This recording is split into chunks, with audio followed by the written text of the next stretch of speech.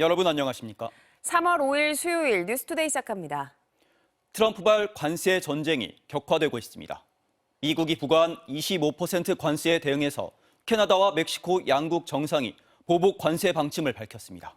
트럼프 대통령도 즉시 상호 관세를 부과하겠다고 밝혀 관세 전쟁은 걷잡을 수 없이 격화하는 양상입니다. 워싱턴에서 김재용 특파원입니다. 트루도 캐나다 총리는 미국의 25% 관세 부과에 대해 어리석은 짓이라고 비판하며 300억 캐나다 달러, 우리 돈 약 30조 원 규모의 보복 관세를 즉각 부과한다고 밝혔습니다. 동시에 세계무역기구 WTO에 제소하는 한편 북미 3국 무역협정 체제를 통해서도 이의 제기를 하겠다고 예고했습니다. Let me be crystal clear. There is absolutely no justification or need whatsoever for these tariffs today.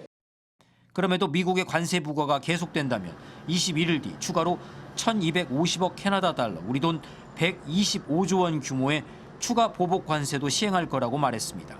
멕시코도 항전을 선언했습니다. 셰인바움 대통령은 미국 트럼프 대통령의 조치가 모욕적이고 일방적이며 아무런 정당성이 없다고 비난하며 오는 9일 구체적 보복 관세 품목을 공개하겠다고 밝혔습니다. En el Zócalo de la Ciudad de México el próximo domingo a las 12 del día para compartirles las acciones que emprenderemos. 미국의 관세 부과는 미국 내 상품의 가격 상승으로 이어져 피해도 미국이 입을 텐데 이를 고려하지 않은 건 상상할 수 없는 일이라고 비난했습니다.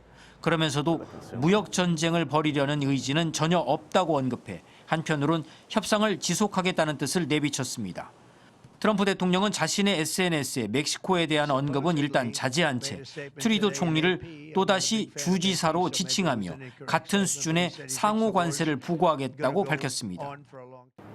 트럼프 대통령은 몇 시간 뒤인 한국 시간 오전 11시 의회에서 중대 발표를 하겠다고 예고하고 있어 관세는 물론 우크라이나 전쟁 등 주요 이슈에 대한 깜짝 선언이 나올 가능성도 있습니다.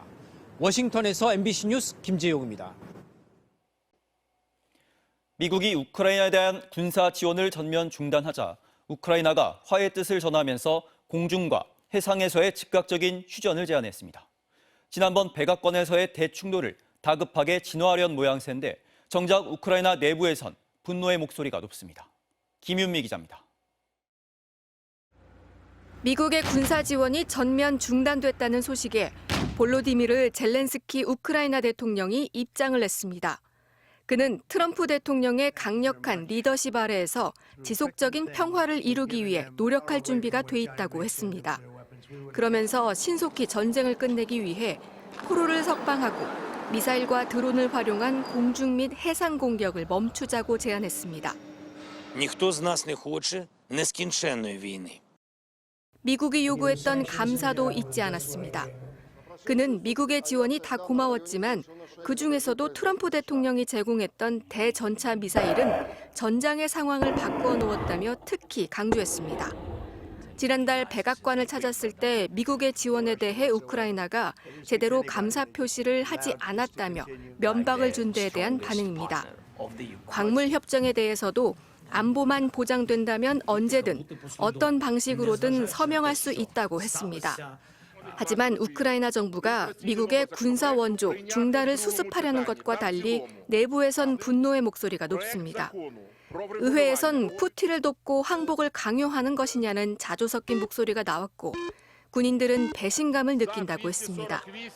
반면 러시아는 이 같은 미국의 결단은 평화를 위한 최고의 기여가 될 거라고 축해서였습니다. 그러면서 러시아에 대한 제재도 해제돼야 러시아와 미국 관계가 정상화될 수 있다고 주문했습니다. MBC 뉴스 김윤미입니다. 최상목 대통령 권한대행이 헌재 결정에도 불구하고 마은혁 헌법재판관 후보자 임명을 미루고 있습니다. 야당은 헌재 결정을 따르지 않으면 공직자 자격이 없다고 비판했고 여당은 국가적 변수를 앞두고 임명해선 안 된다고 맞섰습니다. 지윤수 기자입니다. 최상목 대통령 권한대행은 마은혁 헌법재판관 후보자 임명을 두고 침묵을 이어갔습니다. 최 권한대행은 직접 국무회의를 열었지만 마 후보에 대해선 일절 언급하지 않았습니다. 비공개 간담회에서 국무위원들은 임명을 숙고해야 한다고 뜻을 모은 것으로 알려졌습니다. 한덕수 국무총리에 대한 탄핵 결과를 보고 임명하자 의견이 다수였던 것으로 파악됐는데 마은혁 후보자를 임명하지 않은 게 위헌이라는 헌재 결정을 무시하고 정무적인 의견만 앞세운 겁니다. 민주당은 국정을 수습하기는커녕 헌정질서 파괴에 일조하고 있다. 시간이 지날수록 감당할 책임도 커질 것이라고 맹비난했습니다. 헌법을 지키지 않는 자는 공직자 자격이 없습니다. 구급 공무원도 이렇게 막 나가면 중징계를 피할 수 없습니다.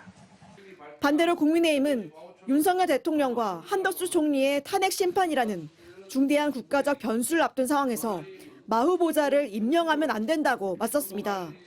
마은혁 후보자 추천은 여야 간 합의 추천이라는 국회 25년 된 관행을 민주당이 일방적으로 깨뜨린 폭거였습니다.